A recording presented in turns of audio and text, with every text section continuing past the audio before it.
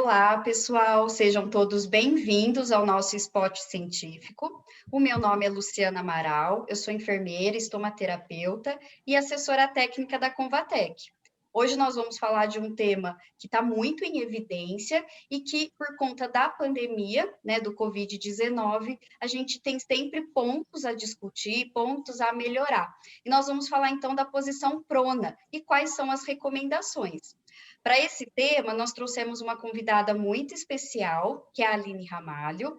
A Aline, ela é enfermeira, estomaterapeuta pela Faculdade de Medicina do ABC, especialista em oncologia e hematologia pelo Hospital Israelita Albert Einstein, mestranda do Programa de Enfermagem na Saúde do Adulto da USP.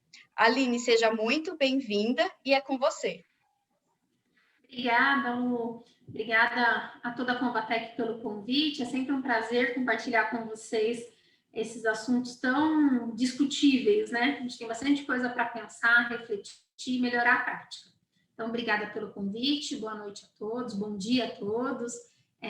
Espero que as informações possam agregar na prática clínica de vocês. Eu vou compartilhar aqui a minha tela. E aí, para eu começar, desculpa que não estava projetado, para eu começar, a proposta é falar quais as recomendações visando prevenção de lesão por pressão, obviamente, né, dentro do posicionamento prona. Então, começando, né, primeiro, acho que é uma reflexão importante que, embora o posicionamento prona tenha começado a ser mais discutido nos últimos meses, praticamente nesse último ano, ele é um posicionamento já realizado em pacientes críticos desde há muitos anos atrás, né? Só que a demanda de pacientes submetidos a esse posicionamento eram, obviamente, muito menores do que nós temos visto na pandemia. Então, começando, né? O posicionamento prona, ele também pode ser conhecido como posicionamento ventral. Nada mais é do que o posicionamento do paciente de bruço mesmo, né? É uma manobra que causa grande impacto na fisiologia respiratória e melhora muito a capacidade, né, o recrutamento alveolar das áreas que ficam colapsadas, geralmente por conta do vírus, ou por conta de uma síndrome de desconforto respiratório agudo grave, mesmo não sendo desencadeada pelo novo coronavírus. De característica, então, além de melhorar o recrutamento alveolar, a gente consegue, através desse posicionamento, homogeneizar a ventilação, diminuir o shunt intrapulmonar, melhorar a oxigenação e tem relação com diminuição da taxa de mortalidade dos pacientes submetidos a posicionamento prono. Qual que é a principal indicação? Então, a indicação principal desse posicionamento é para manejo de síndrome do desconforto respiratório agudo grave, tá? Então, já era realizado antes, mas uma instituição de unidade de terapia intensiva que costumava fazer 1 ou 2 posicionamentos em prona no ano, tornou-se, um volume extremamente maior nesse quadro pandêmico. Por que na pandemia isso se tornou importante? Porque cerca de 17% dos pacientes com Covid-19 acabam sendo, ou foram, ou serão, submetidos a posicionamento em prona. E o posicionamento em prona tem uma característica que é um pouco diferente das outras posições, que é manter o paciente em posição prona por uma média de 16 a 20 horas. O tempo em horas depende muito do protocolo que aquela instituição está aplicando, qual a resposta do paciente, mas a média são de 16 horas, e aí o paciente volta para o posicionamento supino e é reavaliado, e é possível que ele seja pronado, posicionado em decúbito ventral, mais que uma vez, por esse período prolongado. Aqui é só um esquema do up-to-date que traz um pouquinho na imagem qual que é a diferença do aspecto pulmonar quando a gente observa o paciente em prona, quando comparado ao paciente em supino. Acho que é bem legal da gente olhar. Aqui nessa primeira imagem a gente tem um alvéolo bastante colabado, a gente percebe até pelo tamanho dele, é fácil a gente perceber no esquema. quando a gente olha aqui no posicionamento em prona, a gente consegue perceber vou usar esse termo, a dilatação do alvéolo, né? Ele consegue recrutar melhor os alvéolos de uma forma geral e essa capacidade de homogeneizar e difundir esse oxigênio de uma forma melhor. Então, já era uma técnica conhecida e uma técnica complexa. Quando a gente pensa que todos os equipamentos de assistência à saúde foram projetados para o paciente em posicionamento dorsal, fazer isso, implantar esses dispositivos, o paciente permanecer em decúbito dorsal, vai gerar impactos. O principal impacto que a literatura já possuía sobre complicações desse posicionamento era a lesão por pressão. Isso no período pré-pandêmico. Esse artigo que eu trouxe para vocês, que sintetiza as principais complicações, ele é de 2017. A gente ainda não tem evidência robusta para falar qual é a incidência de lesões por pressão no paciente em posicionamento prona no período pandêmico. A gente sabe que tem várias pesquisas sendo desenvolvidas, já tem vários artigos falando sobre o desenvolvimento, tem até alguns que trazem números, mas ainda são estudos menores, observando alguns meses só. Eu acho que em breve a gente vai ter mais respostas, mas é algo que eu imagino que vocês já devem conhecer como um problema quando o paciente é submetido a posicionamento prona. Além das lesões por pressão, a gente tem algumas complicações quando a gente pensa em saída acidental de dispositivos, então tração acidental de dispositivos invasivos, como tubo, catéter de PAI, catéter nasointeral. E quando a gente pensa na saída acidental, o que a gente faz para não sair? Prende bem. E quando prende bem, o que a gente faz? Lesão por pressão. Então, aumenta o risco do desenvolvimento de lesão por pressão. Não só pelo posicionamento em cima de algumas proeminências, mas também em cima dos dispositivos médicos. Então, esses são dois pontos importantes.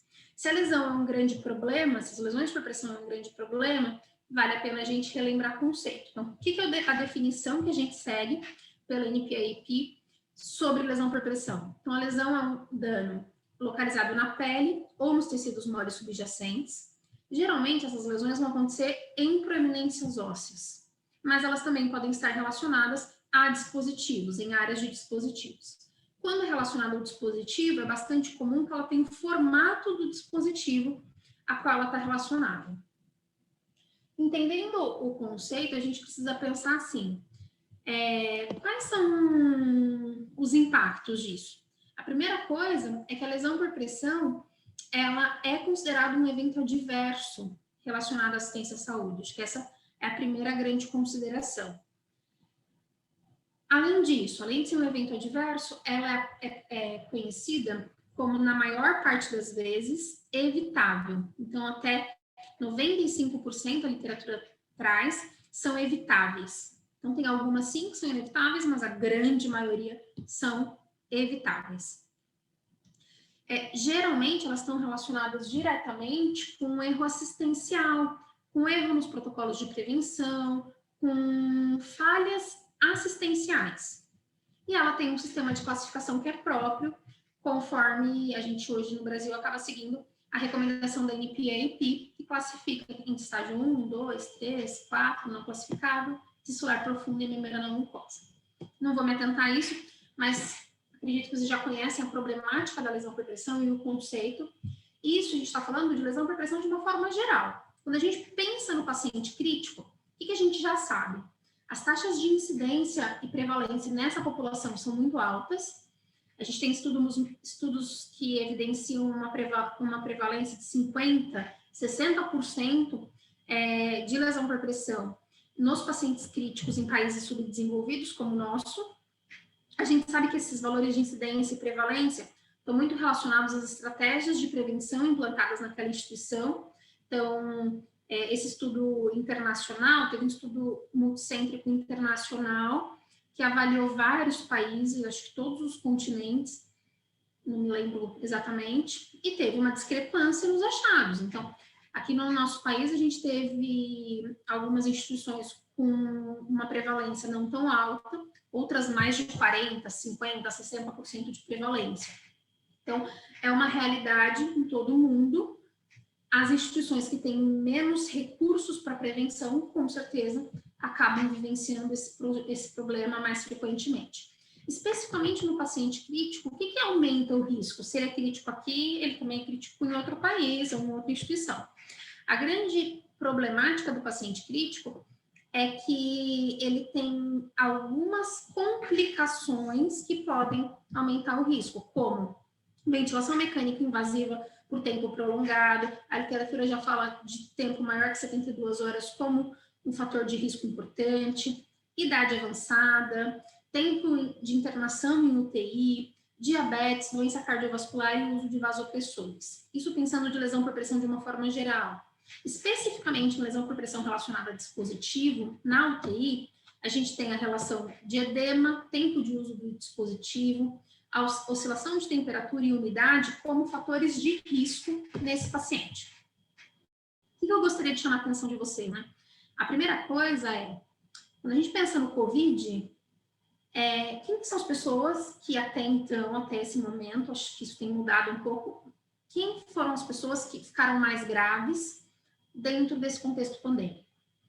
São os idosos, fator de risco importante, foram os idosos com comorbidades, ou seja, ele já tinha um risco natural de lesão por pressão e ele tem comorbidades e é idoso.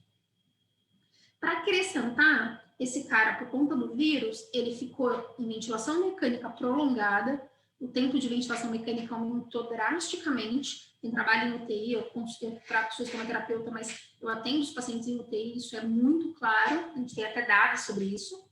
E o tempo de internação em UTI mudou muito. Eu tinha uma média de 4, 5 dias de internação em UTI, hoje eu tenho uma média de 25 dias numa UTI COVID.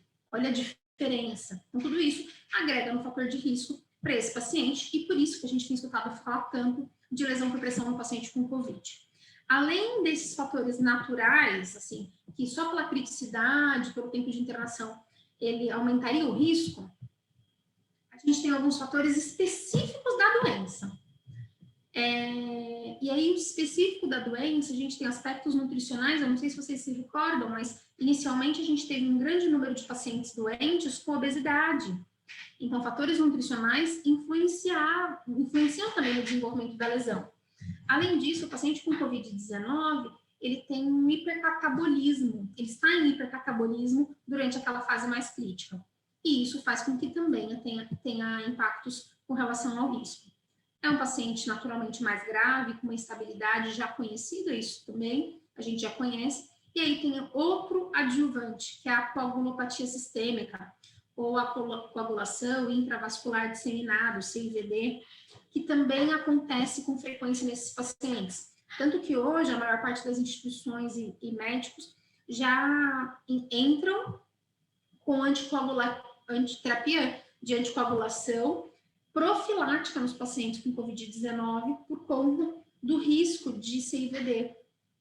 E o que esse posicionamento da NPAP traz? Que especificamente nesse paciente, a coagulopatia pode ser responsável por obstrução de alguns vasos que também irrigam a pele. E diminuindo o suprimento sanguíneo, aumenta o risco de lesão por pressão nesse paciente. Tirando toda essa problemática, a gente ainda tem a problemática dos fatores relacionados à própria doença, à própria pandemia, de uma forma geral, né? A gente tem recursos humanos limitados ou inadequados. Isso é fato, isso não foi uma coisa só do início da pandemia, é algo que a gente está vivendo até os dias atuais, porque os sistemas de saúde, nesse momento, estão sendo extremamente sobrecarregados, assim, extremamente, com o aumento da demanda, a piora do perfil dos pacientes, contratação de um time extremamente novo, e tudo isso vai influenciar na prestação do cuidado adequado. Além disso, exaustão das equipes, e isso vai tudo se somando aos riscos, né?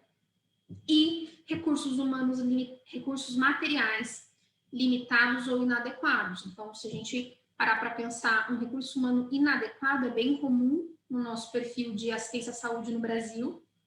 E, além disso, a gente pode sofrer com falta de recursos ou com dificuldade de acesso. Isso foi uma verdade dentro da pandemia.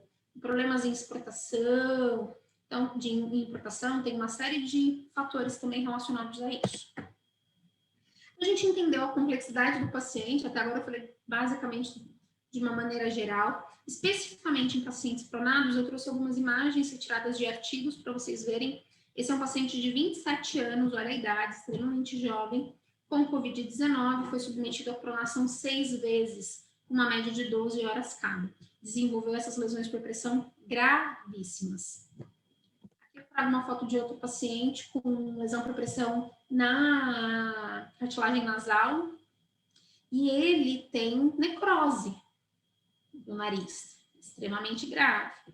Outras lesões em região de mento, em região da perna, porque são áreas diferentes do que a gente já conhece para desenvolvimento de lesão por pressão. De lesões que vão causar impacto se esses pacientes sobreviverem após o tratamento. Pensando nisso, considerando os riscos intrínsecos e extrínsecos que esse paciente é submetido, as sociedades começaram a se posicionar com recomendações. Uma das recomendações, e a primeira que eu conheço, pelo menos foi a primeira que saiu nesse contexto pandêmico, foi o da NPAP, que ela traz algumas recomendações gerais para a prevenção de lesão por pressão no paciente pronado. Então, ela traz proteção com espuma profilática, né, em áreas que é submetida à pressão, inspeção, ele traz um pouco as recomendações de forma geral. Essa é uma outra recomendação que é interessante, que é da Sociedade Portuguesa de Feridas, e em português isso facilita o acesso. E aí eu trouxe também uma outra recomendação e reflexão, na verdade, essa foi publicada aqui na Revista Brasileira de Estomaterapia, que eu tive a honra de participar da construção, da idealização e construção desse artigo, que nada mais é do que uma compilação das recomendações da NPAP. A NPAP se posicionou com aquele paper de prevenção de lesão por pressão no paciente COVID, em posicionamento prona, depois ela soltou prevenção no paciente de lesões relacionadas a dispositivo, depois ela se posicionou sobre lesões inevitáveis. Então, esse artigo, ele compila essas informações e traz um pouquinho da ótica brasileira nesse cenário. Não é porque eu faço parte dos autores, mas eu acho que é uma literatura bem interessante para os senhores se aprofundarem. Tem lá no site da Estima, é só entrar e baixar, e traz bastante informação complementar sobre o assunto. E esse é o último, essa publicação saiu tem pouquíssimo tempo, acho que a versão oficial saiu ano passado, no final do ano, mas a gente fez a tradução, a gente aqui, o Brasil, né, o grupo de pesquisa da professora Vera, que eu participo, desenvolveu essa tradução, e aí a gente tem uma recomendação muito interessante, é um documento muito legal também, tá nesse site Skint, vocês podem acessar e baixar o documento, são 6 páginas, ele traz várias coisas muito legais e que podem auxiliar vocês no posicionamento. Então, essas são as recomendações que a gente tem. Eu trouxe uma síntesezinha dessas publicações todas que eu falei para vocês. Uma recomendação importante para o posicionamento do paciente em prona é a escolha da superfície de suporte que o paciente estará posicionado. Então, a gente vai desde o colchão, que preferencialmente a gente ou espuma viscoelástica, ou um colchão que promova a alternância de pressão, esse é o cenário melhor. Além disso, coxins para posicionamento, o mundo ideal é que fossem coxins fluidificados ou coxins de viscoelástico. Hoje a gente acaba vendo muitos coxins adaptados, porque é o que a gente conseguiu fazer para atender esse paciente. Inspeção rigorosa da pele antes da pronação e proteger as áreas de risco com a cobertura profilática. Eu trouxe mais algumas coisas mais para frente, mas basicamente, quais são as áreas de risco? A gente vai ter que considerar que o paciente está virado de barriga para baixo. Onde são os pontos mais importantes de pressão? Quando o paciente é posicionado em prona para procedimento cirúrgico, por exemplo, a gente tem áreas diferentes de proteção do que quando a gente vai pronar ele na unidade de terapia intensiva. Os problemas são bem diferentes. Então, no centro cirúrgico, a gente tem lesão aqui na região frontal, na região de mento, com mais frequência. No posicionamento em prona na UTI, ele vai ficar com a cabeça um pouco mais lateralizada. Então, as lesões geralmente são na região de orelha, bochecha, na região dos dispositivos médicos, na face principalmente. Mas aí, nas proeminências ósseas, pega clavícula, cotovelos, região inframamária, joelhos, inguinal e dorso do pé. Essas são as principais, as mais que chamam mais atenção e áreas de maior risco, eu diria. Inspeção adequada antes da pronação, quando for pronar, planejar essa pronação e, se possível, proteger com espumas multicamadas para redistribuição da pressão.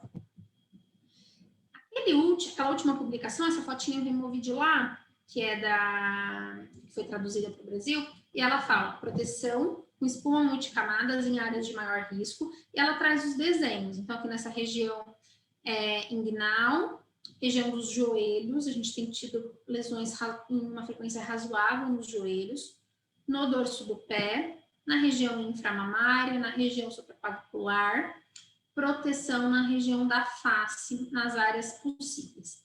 Eles recomendam o uso de hidrocoloide em algumas áreas. Eu coloquei aqui só uma recomendação para a gente se atentar com a utilização do hidrocoloide em áreas de umidade, principalmente. Primeiro, entender qual que é a função do hidrocoloide. O hidrocoloide tem uma função muito legal para melhorar a fricção, mas quando é pressão, é bem complicado. E tomar cuidado na face, quando a gente aplica os hidrocoloides, talvez seja uma alternativa possível, mas tomar cuidado só com a umidade, porque é um paciente que vai estar posicionado de uma forma diferente, vai ter salivação, com frequência eles têm edema de língua, e aí aquele excesso de umidade absorvido no hidrocoloide pode expor aquela pele a maior risco de lesão por pressão, porque a gente já sabe que o microclima influencia diretamente no risco de lesão por pressão. Então, só tomar esse cuidado. Usar um protetor cutâneo sem álcool, essa recomendação também é deles nas áreas expostas à umidade, nas áreas de dispositivo. Então, nessa região da fixação do tubo, talvez seja interessante a utilização de um protetor cutâneo. Na região de fixação de dispositivo, por exemplo, da sonda, na bochecha, considerar a utilização desse protetor cutâneo.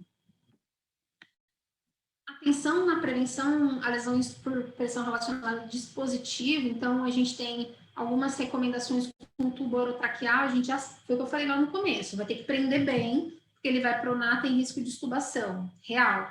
Isso é verdade, é um problema. Por outro lado, prender bem não pode fazer lesão, então é muito complexo. Então, inspecionar a pele frequentemente, reposicionar o tubo, reposicionar a marra. Logo no início da pandemia, eu tive uma lesão por pressão no meu serviço, na região de zigomático, por conta do nó da fixação. Então, a gente tem atenção a isso, colocar algo embaixo para fazer uma interface, isso faz diferença na hora da lesão por pressão relacionada a dispositivo. Atenção quando usar tensoplástica, por conta de risco de lesão por adesivo também. Utilização de um spray barreira e, se possível, um removedor de adesivos na hora de trocar essas fixações. Posicionar o catéter vesical de demora de uma forma que não faça hiperextensão da sonda ou fricção ali na região da mucosa uretral, porque também tem um risco grande de lesões. Geralmente a gente fala para passar o catéter vesical de demora, passar o coletor no sentido das pernas e deixar ali de uma forma mais esticadinha para tentar não ter fricção. Utilizar as espumas protetoras abaixo do cardápio, essa foi uma estratégia que a gente adotou aqui que funcionou bem. Promover a manutenção da pele limpa e seca, esse é um ponto complexo, não só por conta da saliva e da umidade facial, mas também no gerenciamento da incontinência. Esse paciente, o que a gente tem visto?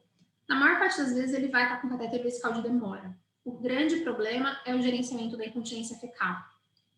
Por quê? Muitas vezes a diarreia é um achado nesse paciente, tem até relação com o diagnóstico.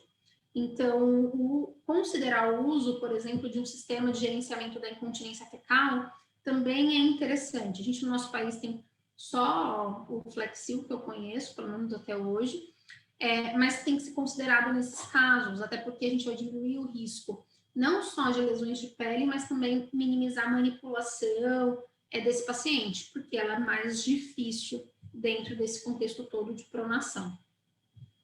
Além disso, se faz mudança de decúbito no posicionamento prona, tá? Isso é importante. A recomendação de reposicionamento é reposicionar os braços, a gente fala em técnica nadador, que é esse braço desce, o outro braço sobe, tomar cuidado com hiperextensão e fazer alternância de posicionamento da cabeça. A recomendação que seja feita a cada 2 ou 4 horas, isso vai depender de hemodinâmica e uma série de coisas, de disponibilidade, porque para esse reposicionamento você vai precisar de uma pessoa para olhar o tubo. Geralmente aqui a gente faz, o fisioterapeuta fica na cabeça, 2 profissionais da enfermagem reposicionam os membros, reposicionar as pernas também podem ser reposicionadas e inspecionar ali o que você conseguir nesse momento. Aqui tem algumas fotos, essas imagens tem algumas que foram cedidas pela Amanda Brandão, que é enfermeira estomaterapeuta de um outro hospital, que mostra, por exemplo, aqui coxins que eles estão testando e considerando padronização, kit pronto para posicionamento do paciente em prona. Aqui uma outra estratégia que é o que a gente conhecia, o pudim, né? Mas esse é um pudim cortado, que é um posicionador para auxiliar na prevenção de lesão por pressão nas orelhas. Muitas vezes essa região das orelhas, ela tem bastante, acaba sendo mais propícia a desenvolver lesão por pressão no paciente pronado, é mais difícil, então a utilização de um coxim também é muito interessante. Para falar assim, o que eu considero que é chave para o sucesso para uma pronação segura? Acho que, primeiramente, é planejamento. É planejar a pronação. Então, quantos membros da equipe precisa, inspecionar a pele, identificar quais são as áreas mais importantes ou as áreas de risco mais relevantes para aquele paciente, problemas futuros que a gente vai acabar prevendo no momento do planejamento e na organização. Ter uma equipe capacitada para isso, coisa que a gente fazia pouco. Hoje, a gente precisa de todos os profissionais da UTI capacitados para fazer uma pronação segura, envolvendo a equipe multiprofissional, porque, pelo menos na instituição que eu atuo, a pronação é feita junto com técnico de enfermagem, enfermeiro, médico e fisioterapeuta. Então, é a equipe multiprofissional atuando ali. E precisa estar muito bem alinhado o papel de cada um, o que cada um faz, onde cada um fica, enfim. Porque qualquer erro nesse planejamento e nessa organização pode, inclusive, fazer com que o paciente perca a vida. A gente tem, aqui na instituição que eu atuo, a gente tem pacientes sendo submetidos a posicionamento prona em ECMO. ECMO é um sistema de circulação extracorpórea, vamos pensar um coração artificial, e sendo submetido à prona com a ECMO. Na hora do posicionamento, se a cânula romper, acontecer alguma coisa ali, a gente puxar, tracionar, o paciente vai a óbito em instantes. Então, são pontos muito importantes. Essa organização é fundamental e planejamento na hora do posicionamento em prona. Aqui eu coloquei kit prona, que é o protocolo, baseado no protocolo de prevenção de lesões de pele, que seria uma alternativa também. Então, padronizar quais são as coberturas que serão utilizadas quando o paciente é submetido à prona e montar um kit. Então, eu preciso de duas coberturas X para a região de clavícula, mais 2 para o joelho, e aí você falar, quero tantas tal tamanho, e ter kits preparados. Talvez isso ajude, isso é uma dica, né, a vocês na hora da implantação de um posicionamento em prona de uma maneira mais assertiva, e ajude as equipes tanto para cobrar quanto para localizar os produtos, talvez seja uma estratégia interessante. Além disso, eu trouxe para vocês, isso aqui é um artigo de 2017, já mais antigo também, foi o que eu falei para vocês, mas que ele traz um checklist de pronação segura, que eu acho que é muito legal. Então, o que a gente tem que fazer para pronar? O enfoque desse checklist não é a pele, tá? Isso é fato. Mas ele traz todos os passos pensando em pronação. A gente pode pegar a base desse checklist e adaptar para a nossa instituição. Eu preciso de alguém que faça como se fosse a gente faz muito isso na UTI, né? De confirmação, dupla checagem antes do procedimento. Então, alguém vai olhar. Já os tubos estão soltos, a pele está protegida, os coxinhos estão aqui, alguém que faça um checklist mesmo pré-manobra, dentro ali da manobra e logo após a manobra e antes de retornar o paciente para supino. Então, esse artigo traz muitas informações úteis. Então, definir com a equipe quem vai fazer, quantas pessoas precisa, aí ele traz o papel de cada um deles, traz o checklist de quando vai voltar para o paciente para a posição supina, que eu também acho que é interessante para a gente considerar, porque os riscos são os mesmos, tanto quanto prona, quanto quando a gente retorna ele para supina, a gente fala muito de pronar seguramente, mas o retornar para a posição supina tem tantos riscos quanto a pronação, então é essa coisa de tomar cuidado com os dispositivos e, além disso, inspecionar toda a pele novamente, inspecionar a pele na região dorsal, antes de colocar em supino, para entender quais são as áreas de risco também, naquela região já proteger, porque quando voltar para a posição supina, talvez ele fique mais tempo no posicionamento dorsal. Então, acho que é aproveitar essas oportunidades. E aqui é só o print do artigo de coisas que eu achei interessante, então ele traz até a parte de eventos adversos para serem consideradas. Eu falo bastante, mas acho que os pontos mais importantes eram isso. Esse print, ele é um print daquela última publicação que eu falei para vocês, que eu usei bastante, que ela traz bastante pensando em pele, 3 passos importantes para que a gente siga. Então, primeiro, preparar a pele. Cuidado com os olhos, eu esqueci de falar, então cuidados com os olhos, se tem algum lubrificante, se tem alguma pomada oftalmológica prescrita, já realizar, fazer a oclusão ocular, substituir o suporte da cânula endotraqueal, se ele utilizar, acho que para a nossa realidade no Brasil não é tão frequente, mas se ele usar aqueles dispositivos que auxiliam na fixação do tubo, que são rígidos, substituir por fita adesiva na hora da pronação, porque senão vai aumentar o risco de desenvolver lesões de pele, aplicar o protetor cutâneo. Ele sugere fazer suturas nos catéteres centrais e arteriais, não é uma prática na minha instituição, aí vai depender isso de cada instituição, isso aqui pode ser adaptado, né, para a sua realidade. Acolchoar as áreas de risco, então utilizar os posicionadores e usar os dispositivos e equipamentos conforme a gente tem disponível. Na hora da posição, ele fala para utilizar de 5 a 7 pessoas, posicionar os equipamentos, redistribuir a pressão e mobilizar com segurança. E, pós-manobra, inspecionar a pele, reposicionar a cabeça e mudar o decúbito na técnica nadador e documentar a avaliação da pele desse paciente. Acho que esses são os pontos mais importantes quando a gente vai pensar em prevenção de lesões por pressão nesse paciente, é considerar o uso de espumas profiláticas, atenção às áreas de pressão, ter uma interface nessas áreas que estão em contato com a posição prona e que está gerando pressão, e isso são coisas que a gente nunca imagina. Então, um catéter que tem um clamp e que fica aqui na região do pescoço, quando pronou, o clamp lesionou, uma lesão estágio 3, tem esfacelo, tá horrível. É um paciente com uma cânula da ECMO que fica com um clampzinho dela que fica quase aqui, faz lesão. Então, tem algumas fotos bem feias nessas publicações em ECMO. Paciente magrinho, mesmo não magro, paciente na hora que posiciona, ele cisalha um pouco, né? Ele escorrega na cama no posicionamento e vai escorregando e fazendo descolamento de epiderme ali no posicionamento prona, naquelas áreas de proeminências. Então, considerar tudo isso. Acho que esse é um modelo ideal, essas áreas de fricção, e minimizar áreas de problema. Então, acho que isso é um fato importante. Região do dorso do pé, o pé ali precisa ficar flutuante, mas na região contrária do que a gente geralmente fala calcâneo flutuante. Então, posicionar um travesseiro ali adequadamente, é uma área mais fácil de proteger, reposicionar os membros, pedir esse auxílio da equipe multiprofissional para fazer o reposicionamento de cabeça, porque a orelha é um problema.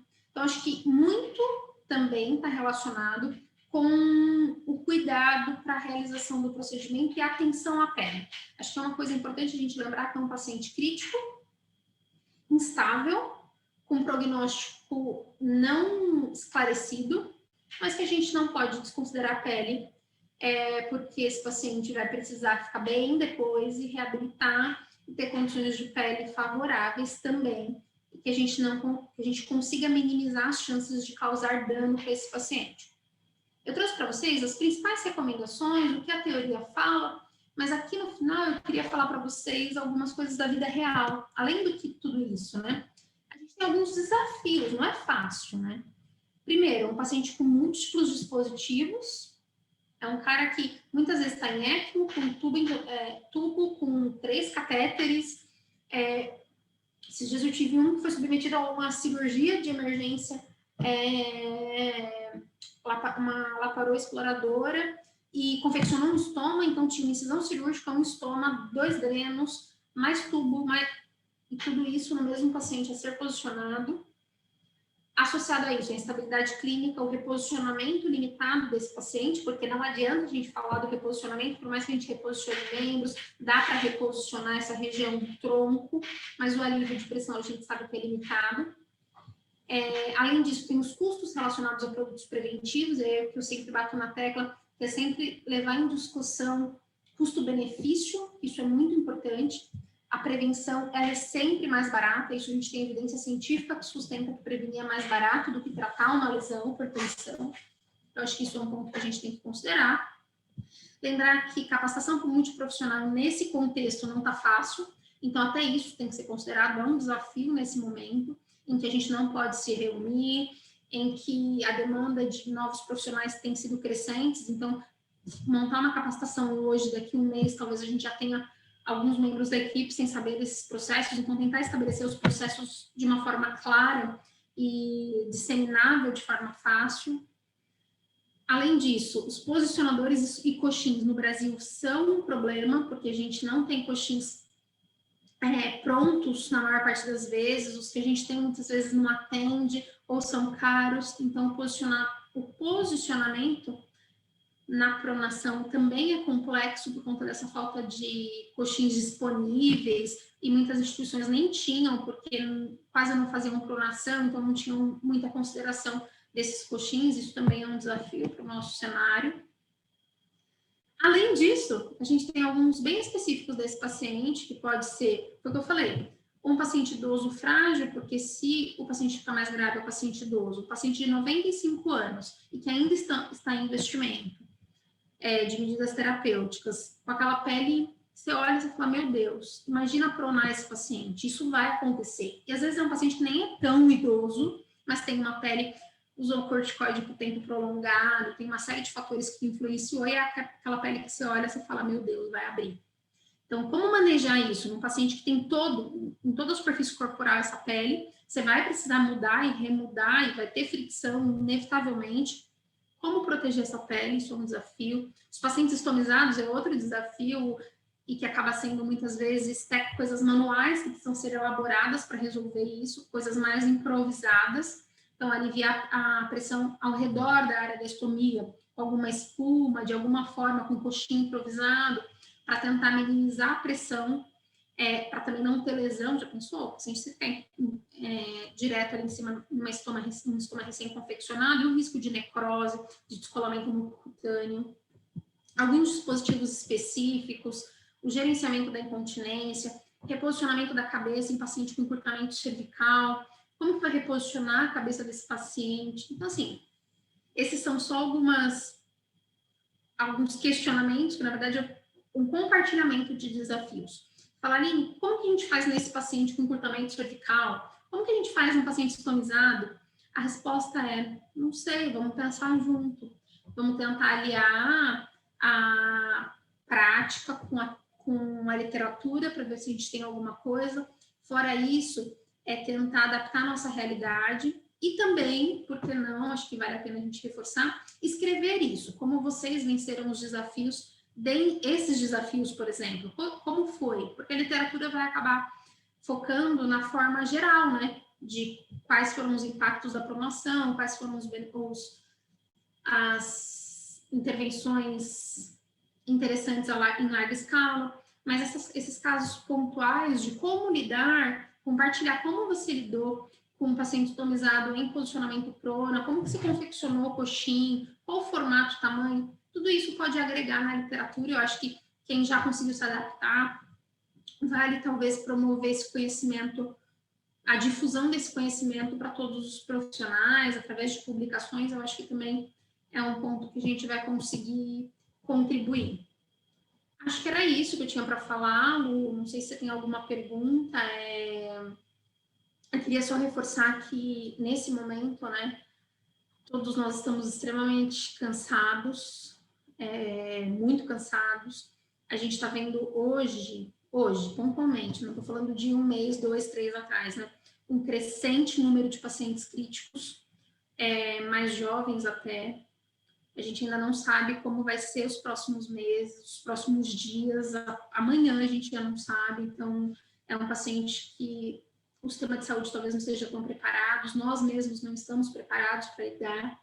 E eu acho que trabalhar com medidas de prevenção é como se fosse uma formiguinha, né? Trabalho de formiguinha. E é acreditar que aquele grãozinho pode fazer diferença na vida de alguém. Às vezes a gente não vai conseguir fazer o perfeito, mas a gente vai conseguir fazer o mínimo para conseguir promover segurança e atendimento para aquele paciente. Acho que é essa a mensagem. Acho que hoje eu não consigo, depois das últimas coisas que a gente viveu, até a Luciana, eu não consigo mais dizer que tem que fazer o perfeito, não consigo mais. Depois das últimas semanas, eu tenho parado para pensar duas vezes e falar, caramba, eles fizeram o que puderam, vamos ver se a gente consegue melhorar alguma coisa, mas está muito complexo, né? Então, acho que essa é a mensagem até para vocês, eu acho que é um desafio, a gente tem que pensar, sim, em prevenção de lesão por pressão nesse paciente, tá complicado, sim, do jeito que tá, tem lesões para caramba, mas também a gente tem que considerar todos esses fatores que a gente falou, todo mundo novo, todo mundo muito cansado, como promover melhoria da prática, né, com tecnologia, com intervenções assertivas, mas também considerando o cenário. Não adianta a gente querer padronizar agora um disco voador se não chega. Então, a gente tem que pensar como fazer, como transpor a teoria para a prática de uma forma segura, tentar utilizar as evidências da melhor forma possível, que a gente já tem de evidência, e conseguir olhar para isso, né? Entender qual cenário que você está e o que você consegue extrair. Acho que dessa aula toda a mensagem é essa, né? O que você conseguir extrair e a gente vai aprendendo. Né? Acho que não tem outra coisa. Eu comentei, não sei se eu comentei com a Luciana, semana passada, eu vendo pacientes na UTI, eu posicionei um paciente para subir. Eu sou estomaterapeuta, então eu vou olhar a lesão, vou reclamar que não fez alguma coisa. E, claro, estava lá, estava reclamando de um monte de coisa, ou não, também silenciando em algumas, olhando, nossa, esse hidrocoloide no olho não tá legal. O hidrocoloide para fixar o olho não é uma estratégia muito legal, porque estava derretido, o paciente com prona, absorve a umidade, estava derretido. Aí você olha e fala, nossa, vontade de falar, pelo amor de Deus. Mas é respirar e falar, meu Deus, porque você participar do processo é você ver, meu Deus, como é difícil, como que é muita coisa, eu não sei nem o que fazer, a pessoa tem que pensar até o lado que vira o lençol. Então, acho que eu convido a vocês também, quem está mais voltado para a área da estomaterapia ou para quem olha os processos e vai ver ferida, vai ver prevenção, em estar ali, porque a gente vê muita oportunidade de melhoria, coisas pequenas que dá para ajudar, mas também a gente consegue olhar e falar, nossa, tem alguns limites que eu estou querendo muito, né? Acho que é isso. Aline, muito obrigada. E é isso, né? Lu, não sei se você tem alguma pergunta, sei lá. Muito obrigada. Eu acho que assim a sua explanação foi muito contingente que a gente está vivendo, né? Vamos dizer assim, por conta de que a gente tem que se basear muito nas evidências científicas, mas a gente tem que pensar nos desafios do nosso dia a dia, né? Como você mesmo nos trouxe, tem publicações de 2017 em relação à posição prona, e só que eu vejo que a gente está aprendendo muito mais, né? Evidenciando coisas na prática, e sim, a gente deve escrever, deve colocar isso no papel, porque vai agregar muito, né? Eu acho que esse momento de pandemia está fazendo a gente crescer muito, né, em relação a essa situação toda do paciente, claro, com a posição prona. E a prevenção, ela tem que acontecer para a gente evitar sequelas futuras, né, complicações futuras, mas a gente também tem que saber utilizar a tecnologia. Igual você mesmo mencionou, será que é a melhor cobertura para aquela situação? Porque às vezes na ânsia da gente querer fazer tudo, né, principalmente a gente, vamos dizer assim, que cuida mais da pele, que tem esses detalhes, que quer colocar tudo. E às vezes não é aquele momento, não vai ser aquela cobertura para aquela situação. Então, até deixo aqui um convite, né, para as pessoas que tiverem o interesse em conhecer as coberturas da Convatec para a prevenção de lesão por pressão, acessarem o nosso site, convatec.com.br. E um ponto que eu acho muito interessante que você trouxe é a questão do planejamento, né, Aline? E eu venho conversando com várias instituições e venho aprendendo muito também, né? Como você falou, às vezes a gente foca só ali na pele e a hora que a gente vê todo o contexto, a gente fala, vamos pensar de outra, fora da caixinha, vamos dizer assim. O planejamento, né? Vamos planejar essa posição prona, o que fazer antes disso. E também na hora de retornar o paciente, né? Como você falou, é o momento da gente pensar aí na posição contrária e ver quais são esses pontos de pressão. E eu queria tirar, assim, uma dúvida com você. Como que você faz para avaliar a pele desse paciente quando ele está na posição prona, né? E qual é de quanto em quanto tempo, com que frequência se avalia esse paciente?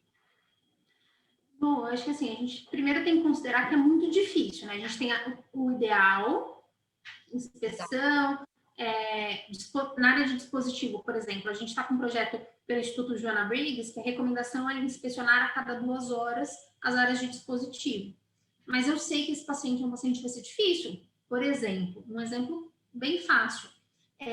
Os dispositivos que estão posicionados na região do posicionamento frontal, né? Então, tem algumas coisas, tem catéter, por exemplo. Catéter na inguinal. Você não vai conseguir olhar o catéter da inguinal ou mudar o clamp, porque a coisa às vezes é o clamp, às vezes é um negocinho ali que está gerando pressão. Não vai conseguir inspecionar, não dá. A gente recomenda o reposicionamento do paciente, da cabeça e dos membros a cada de 2 a 4 horas e ali naquele momento fazer a inspeção geral. E assim, foi o que eu te disse, é o que consegue reposicionar, onde dá para inspecionar, a gente fala bastante para tomar cuidado com os olhos, tubo, porque o tubo dá para ajeitar um pouco na hora do reposicionamento lateral da cabeça, então tentar observar essa região bastante, para não ficar, por exemplo, com o nariz comprimido, igual aquele paciente que fez necrose no nariz, então olhar para isso, mas a inspeção direta da pele fica limitada. Eu acho que assim, na nossa instituição a gente tem uma recomendação de abrir pelo menos uma vez por plantão as coberturas profiláticas, na região do calcânio, vai lá, tira.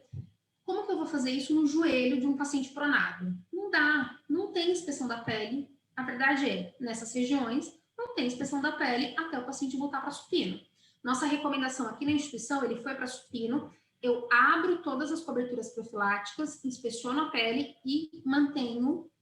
Você fala, mas ele está em supino com proteção no joelho, já pronou. A gente, na nossa instituição, tá? Uma coisa particular. Na nossa instituição é abrir, inspecionar, se tiver evento, se tiver lesão, notificar, tratar. Se não tiver, mantenha a cobertura, pelo menos os próximos 2, 3 dias, para definir se o paciente vai ser submetido novamente a posicionamento prona, para diminuir custo. Porque se todas as vezes que forem pronar, geralmente eles pronam seguidos, né? Então, volta para supino, fica um dia, no máximo, algumas horas, depois prona de novo. Então, para não utilizar, gastar mais com cobertura. Então, são casos que funcionam bem. Mas nessas áreas não adianta. A inspeção é na hora que voltar para supino. O que mais a gente consegue inspecionar são as áreas de dispositivos, principalmente esses na região da cabeça, que às vezes é bobeira que a gente perdeu. Às vezes você não tem espuma, se colocar uma gaze, gaze não é dispositivo para prevenção de lesão por pressão, pelo amor de Deus. Mas às vezes é isso, é colocar uma gaze. Eu vi uma foto na internet de uma cânula de ECMO, que o paciente fez uma lesão necrótica, que é um negocinho, como se fosse um enforca-gato, que lesionou, não foi nem um dispositivo, foi um enforca-gato que fica ali. O que a pessoa fez? Tirou, levantou assim um pouquinho, colocou uma gaze dobrada. Já diminuiu drasticamente a área de pressão. Então, olhar esses detalhes. Então, os dispositivos, principalmente, e região de dorso de pé, viu? Eu acho que o dorso do pé, eu acho inadmissível lesão no calcâneo. No dorso do pé, eu falo a mesma coisa, porque dá para posicionar o travesseiro de uma forma melhor, tentar aliviar ali aquela região. Eu acho que são áreas mais fáceis de inspecionar. Agora, as áreas de preeminência óssea vai ficar para o posicionamento, para inspeção no posicionamento supino. É uma posição bem difícil, né? Por isso que eu até trouxe essa pergunta, porque a gente vê ainda que é um questionamento, né? Mas como que eu vou fazer para avaliar? E eu acho que justamente pelo fato de ser uma área de difícil, né, da gente avaliar devido à posição, que a gente pode pensar numa cobertura, né, Aline? É óbvio que de acordo com o que a instituição nos promove, né, tem disponível, mas aí sim, por ser mais difícil ainda da gente avaliar ali, é melhor a gente já pensar em alguma cobertura para prevenir essas regiões, né, mais difíceis, do que a gente também não colocar nada, ou porque aí o risco de ter uma lesão por pressão vai ser muito maior. Ô Lu, e até, se me permite, na imagem da NPIP tem lá as áreas de maior pressão. Eu até, dependendo do tamanho da sua instituição, do nível de maturidade dos seus profissionais, eu vou ousar dizer que não necessariamente você precisa proteger todas as áreas, tá? Reconhecer, talvez naquele seu paciente, quais são as áreas mais importantes de proteção. Então, qual é a proeminência mais ressaltada, a área que fica mais pressão, qual é o coxim que você usa, porque tem que geralmente usar um coxim na região aqui do seio e na região inguinal, para essa região de expansão pulmonar ficar mais livre. Se você usa um coxim que é mais duro, talvez você vai ter um risco de lesão maior. Você tem um coxim mais aprimorado, talvez essa região não seja tão problemática quanto a região do joelho. O joelho é problemático, porque tem bastante cisalhamento, geralmente o peso fica bem concentrado ali também. Região inframamilar, onde a gente vê bastante lesão. Então, talvez, não estou dizendo que não precisa proteger, mas em um cenário muito mais complexo, que é o que a gente está vivendo, avaliar individualmente também. Talvez alguns não precise proteger, por exemplo, talvez no seu serviço, o dorso do pé, porque ele usa para posicionar um travesseiro, que é macio, não vai ter lesão por pressão ali, mas eu vou priorizar o joelho, inguinal e inframamário. Enfim, eu acho que... Não, eu acho que o ponto é esse, Aline. E um ponto que você trouxe, né, e que é muito de acordo com isso, é o protocolo dentro da instituição, né? Quando você trabalha na instituição com um protocolo, você define, então, diante do que a gente tem de tecnologia, ou que a gente tem disponível, quais são os principais pontos? Igual você falou, tem local que às vezes eu consigo aliviar a pressão de uma outra maneira, que eu não preciso colocar uma cobertura, mas tem áreas críticas que a cobertura vai fazer muita diferença ali. Então, eu acho que o protocolo dentro de uma instituição, ele guia, né, isso, ele facilita, ele deixa a assistência mais direcionada, e aí a gente consegue também trabalhar com as tecnologias, com os produtos que a gente tem disponível. E só para a gente... Eu acho, assim, só para finalizar, é uma oportunidade para quem não tiver protocolo, para desenvolver, né? Acho que é o momento, e mostrar o quanto é custo efetivo protocolos de prevenção. Isso não é tão difícil de fazer, tem evidência que já traz isso. Exato. E, infelizmente, a gente não tem tudo isso pronto. Talvez seja a hora de parar um pouquinho e fazer um protocolinho rápido de prevenção. E até no Convatec Class, que é a página da Convatec, né, de educação, a gente tem os protocolos disponíveis, de tanto para prevenção de lesão por pressão, também na posição prona. Então, nós estamos aqui todos para colaborar, né, trazendo a experiência de vocês, né, então a sua experiência é magnífica, e para a Convatec apoiar isso também. E um ponto que eu acho que às vezes não é muito falado e nem discutido é a questão do gerenciamento fecal, né, Ali? A gente ainda vê, por exemplo, tem o FlexiSeal, que é a sonda, e ela consegue contribuir com todo esse cenário quando a gente vê esse paciente com a incontinência fecal, que não se consegue resolver uma medicação, com uma alteração na dieta, e que sim, se usar o dispositivo corretamente, no momento correto, vai ajudar a prevenir, né, a lesão por pressão por conta aí do contato das fezes com a pele, e aí todo o que vai provocar. Lu, eu particularmente acho que a gente, no Brasil, a gente tem bastante... Eu não sei se é só... Mas a maior parte das instituições que eu já conversei, tem muitas que já têm protocolo instituído para o uso do dispositivo para gerenciamento da incontinência fecal, mas eu acho que ainda é muito pouco perto da potencialidade que o dispositivo apresenta. Não por ser da empresa, tá? Estou falando isso de uma forma geral, até porque fora do Brasil existem outras empresas que têm os dispositivos. Acho que isso Hoje é a Convatec que tem, amanhã ou depois pode ter outras empresas que têm. Eu não estou pensando isso nada longe de comercial.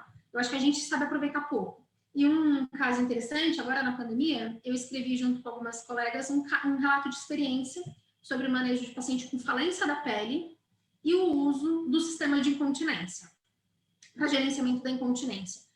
A gente mandou para congresso aqui no Brasil, foi aceito em oral, e eu mandei para o congresso da NPAP, que começa amanhã, e eu vou estar, para eles. E a NPAP me devolveu, pedindo alterações ou sugerindo, e colocou assim: gostaria de saber o que você traz de novidade. O que tem de novo isso? Porque você está me contando uma coisa que é normal. Eu juro que quando eu olhei, eu falei, nossa, ela tem razão, né? Não é normal para o Brasil. No Brasil é um trabalho, antes eu achava que ia ser um pôster, foi oral, foi um trabalho super... As pessoas acharam, nossa, muito legal. Para ela falou, quem corrigiu falou, mas o sistema de incontinência serve para incontinência, serve para auxiliar. Ele fez o que é o papel dele e tá tudo bem. Então tem que fazer um trabalho sobre isso. E aí a gente olha o quanto a gente ainda tem coisas a melhorar, e talvez no gerenciamento da incontinência fecal seja um ponto, e nesse paciente com Covid, que já tem todos os outros riscos, talvez seja uma oportunidade bem interessante para a gente aproveitar, né? Eu concordo, eu acho que a gente pode melhorar nisso, tanto na indicação, tem algumas instituições que têm padronizado, indicam um pouco. Às vezes o problema não está na indicação pelo enfermeiro, está na aceitação pela equipe médica, é como a gente trabalhar com essas informações, e é isso. Tá joia, Aline. Muito obrigada. Foi excelente. Eu acho que a gente consegue falar de um assunto que está muito em evidência, mas que tem muita coisa ainda, né? Que a gente tem que alinhar muita evidência com o nosso dia a dia. E eu só tenho a agradecer a você. Muito obrigada. E agradeço a todos, né, que estão aqui com a gente, que vão assistir. E até breve. Acho que é isso, gente. Obrigada. Até breve. Contem comigo se precisar de alguma coisa. Cuidem-se e vamos fazer a nossa parte para que isso acabe logo. Tchau, tchau. Tchau, gente.